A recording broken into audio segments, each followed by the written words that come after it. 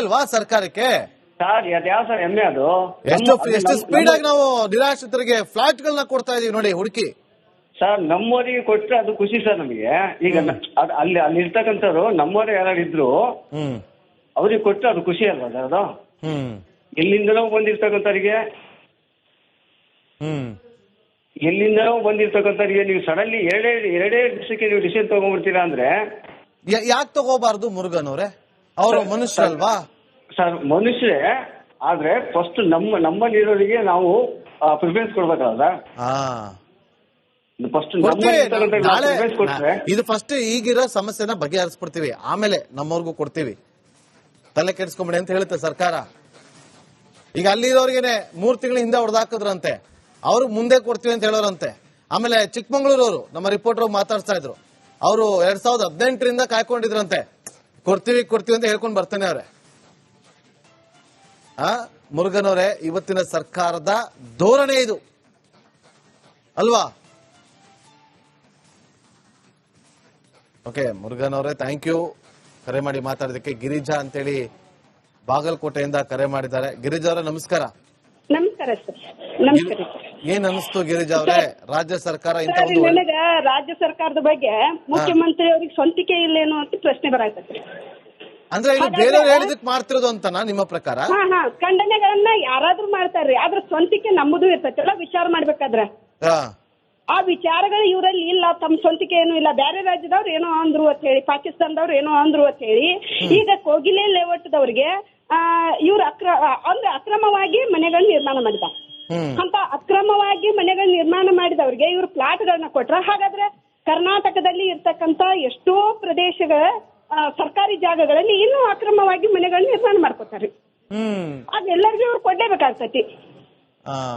ಮತ್ ಇನ್ನೂ ಒಂದು ಪ್ರಶ್ನೆ ಏನು ಅಂದ್ರೆ ಸರ್, ಕರ್ನಾಟಕ ರಾಜ್ಯದ ಮುಖ್ಯಮಂತ್ರಿ ಜಮೀರ್ ಅಹಮದ್ ಏನು ಸಿದ್ದರಾಮಯ್ಯನೋ ಅನ್ನೋ ಪ್ರಶ್ನೆ ಬರ್ತೈತಿ.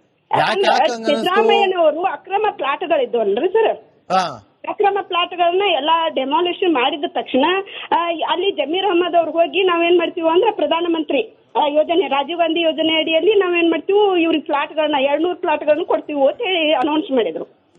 ಆ ನಂತರ ಇವ್ರು ಮೀಟಿಂಗ್ ಮಾಡಿದ್ರು. ಹಾಗಾದ್ರೆ ಇಲ್ಲಿ ಜಮೀರ್ ಅಹಮದ್ ಅವರು ಮುಖ್ಯಮಂತ್ರಿ ಸಿದ್ದರಾಮಯ್ಯನವರು ಅನ್ನುವಂಥದ್ದು, ಅಂದ್ರೆ ಸಿದ್ದರಾಮಯ್ಯನವರು ಜಮೀರ್ ಅಹಮದ್ ಅವರು ಹೇಳಿದಂಗೆ ಕೇಳ್ತಾರು ಅನ್ನುವಂತ ಪ್ರಶ್ನೆನೂ ಕೂಡ ನಮ್ಮಲ್ಲಿ ಬರ್ತಾ ಇದೆ. ತುಂಬಾ ಕೋಪ ಬಂದ್ಬಿಟ್ಟಿದೆ ನಿಮ್ಗೆ ಅಲ್ಲ ಗಿರಿಜಾ ಅವರೇ? ತುಂಬಾ ಕೋಪದಲ್ಲಿ, ತುಂಬಾ ಆಕ್ರೋಶ ಭರಿತವಾಗಿ ಮಾತಾಡ್ತಾ ಇದ್ದೀರಾ ನೀವು. ಹೌದು ಸರ್, ಹೌದು. ಯಾಕಂದ್ರೆ ಎಷ್ಟೋ ಜನ ಈಗ ಇವ್ರು 2,000 ರೂಪಾಯಿ ಹಾಕೋದಕ್ಕೆ ಎಷ್ಟೋ ಜನರಿಗೆ ಹೊಸದಾಗಿ ರೇಷನ್ ಕಾರ್ಡ್ ಮಾಡ್ಕೋಬೇಕಂದ್ರೆ ರೇಷನ್ ಕಾರ್ಡ್ ಅನ್ನ ಬಂದಿಟ್ಟಾರೆ ಇವ್ರು ಸರ್. ಮತ್ತೆ ಎಷ್ಟೋ ಜನರು ಇನ್ನೂ ನಿರಾಶ್ರಿತರು ಭಾರತದಲ್ಲಿ ಅದಾರ, ಕರ್ನಾಟಕದಾಗ ಅದಾರ, ಎಷ್ಟೋ ಜನರು ಅದಾರ್ರಿ, ಕರ್ನಾಟಕದ ನಿವಾಸಿಗಳು ಅದಾರ.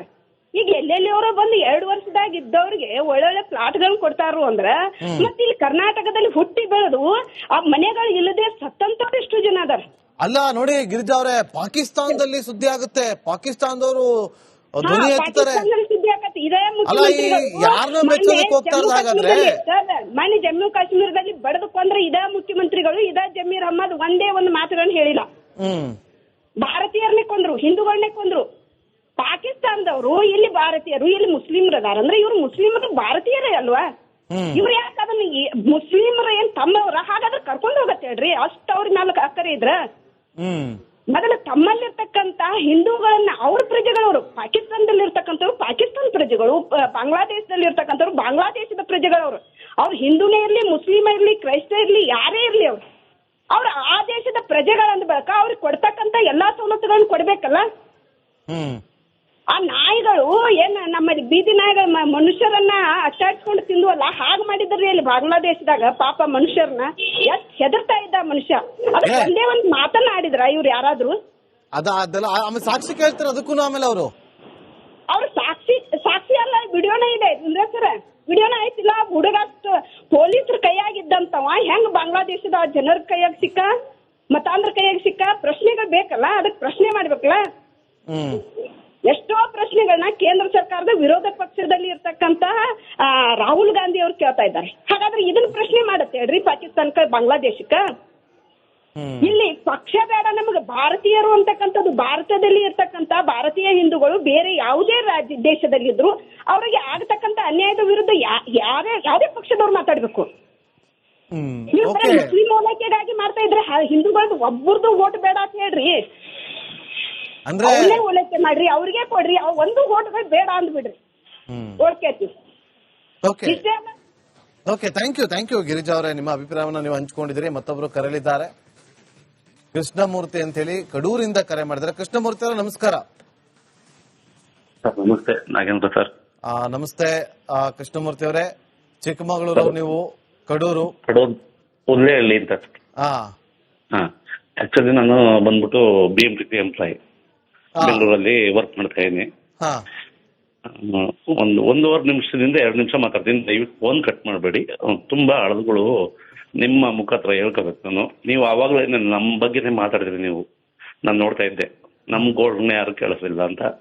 ಆಯ್ತು ಸ್ವಾಮಿ, ಕೊಡ್ಲಿ ಅವರು, ಯಾರಿಗಾರ ಕೊಡ್ಲಿ, ಯಾರಿಗಾರ ಕೊಡ್ಲಿ, ಪಕ್ಕ ಆ ಮೆಂಬರ್ಗಳಿಗೆ ಪಕ್ಕ ಕನ್ನಡ ಬರುತ್ತೆ ಕೇಳಿ, ಪಕ್ಕ ಕನ್ನಡ ಬರ್ಬೇಕು ಅವ್ರದಿಗೆ.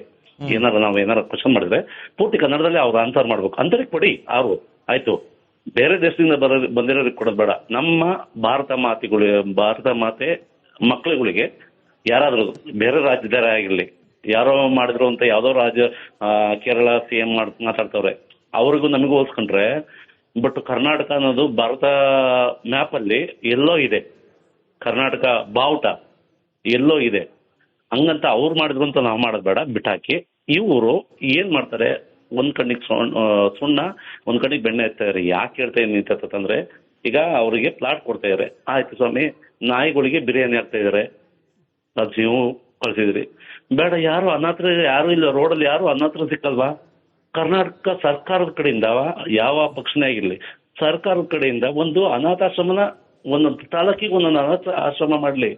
ತಾಯಂದಿರು ಮಕ್ಕಳನ್ನ ಕನ್ಸು ಕಟ್ಕೊಂಡು, ತಂದೆ ತಾಯಿಗಳು ಮಕ್ಳು ಕನ್ಸು ಕಟ್ಕೊಂಡು ಸಾಕಿರ್ತಾರೆ. ಹೆಂಡ್ತಿನೋ ಯಾರ ಮಾತನೋ ಕೇಳಿ, ಇಲ್ಲ ತಗೊಂಬಂದೆ ಕೇಳಿ, ಹೆಂಡ್ತಿನೋ ಯಾರೋ ಬಿಟ್ಟಾಕಿ ಬೀದಿಗೆ ತಳಿರ್ತಾರೆ.